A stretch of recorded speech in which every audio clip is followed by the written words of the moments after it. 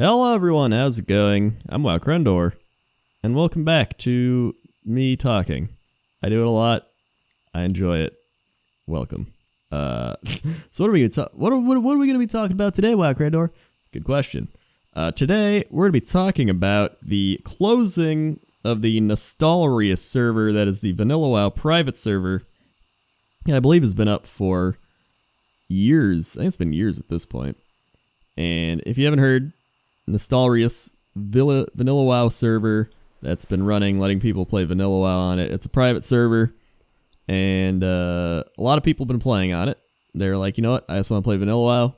I'm sure a lot of you have been playing on it, and you know, that's just what was happening. So Blizzard saw this. They're like, hey, you can't take our game and, you know, host it like that. Have your own server. You gotta play on our servers.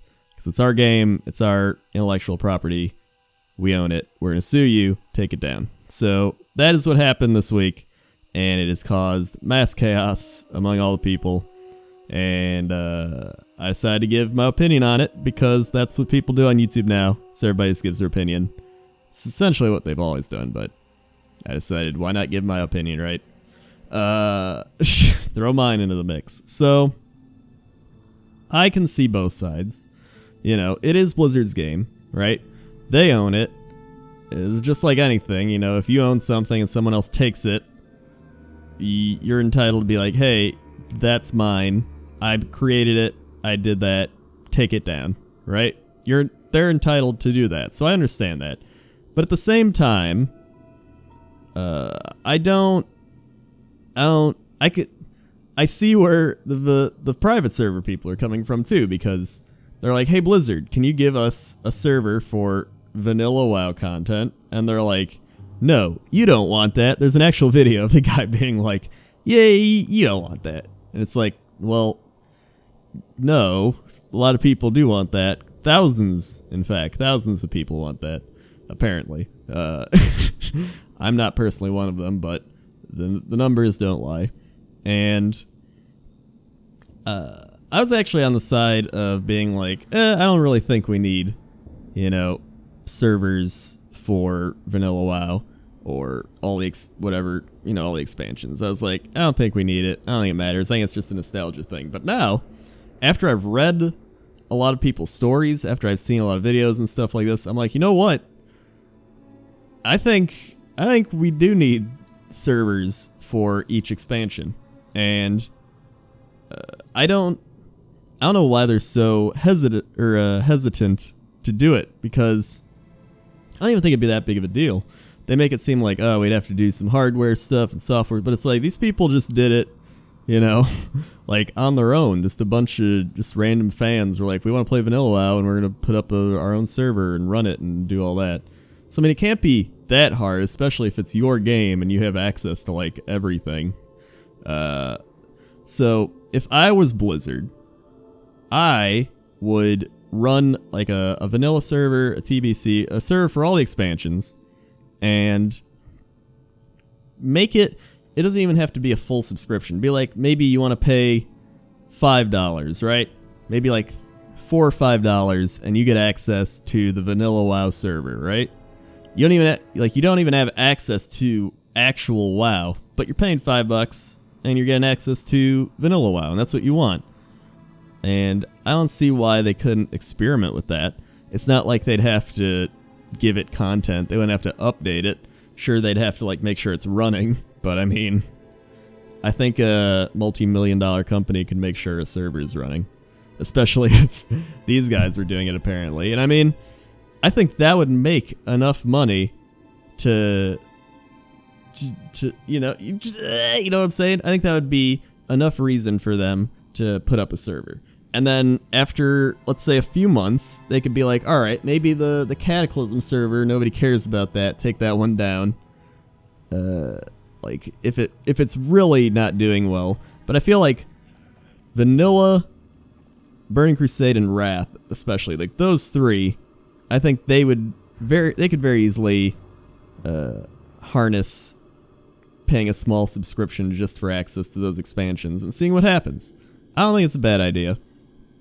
And normally I wouldn't say that, but the fact that all this has been happening, like, they're just attacking the server, like, get out of here, and they're not even making money.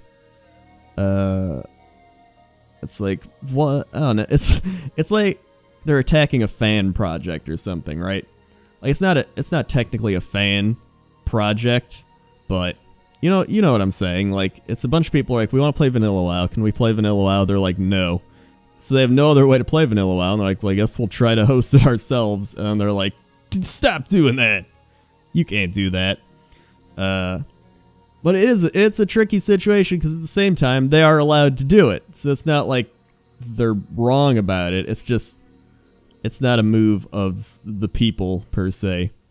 It's a whole nother thing if they were like, hey, take this down because we're working on putting up our own vanilla WoW server. Everyone might be like, well, they are, they're just putting up their own. So they're like, hey, we're trying to be a business and make money here. But they're just like, no, you got to play current WoW because that's the only option. Like, just let people have the option. And if not enough people, like, people will pay for it. I think people would pay for that. And they've been asking for it for a while, too. So, I don't know. I'm sure the Nostalrius, can't even say it. I'm sure they all have numbers and statistics on the actual server and how many people were playing on it and how many people signed up and all that stuff. So, I mean, that alone could be like, hey, look how much money you could be making, Blizzard. Part of me does think that it's not Blizzard fully. Part of me thinks it's Activision because I still don't know how that works. There's Activision and Blizzard, but you have to still think Activision is kind of behind the scenes a lot of the time. So maybe normal Blizzard before they were with Activision would be like, yeah, that's cool. While now as a Activision merger, they'd be like, we can't do that. We can't allow this to be happening. You know what I'm saying? So I feel like there's just so many factors going into this thing. But when it boils down to it, I'd say just let people play vanilla WoW, dude. It's not that bad. You don't have to update it. They don't update the normal game that much anyway, don't say. But it's not my game. It's their game. So in the end of things, it's all up to them. And that's my opinion. So whatever you think, leave your comment in the description below on what you think. I think most people are just like, just let the people who want to play vanilla WoW play it. They don't even have to pay a lot. Pay like $4 or $5, dude. Like, look at that. You can make $4 or $5 off not even updating a game a month. Just think of that. Think of it, Blizzard. I don't know. And that's my opinion. I don't think there's much more else for me to say. I'm just flying around. So yeah, comment below. Thank you for watching. Okay. See ya.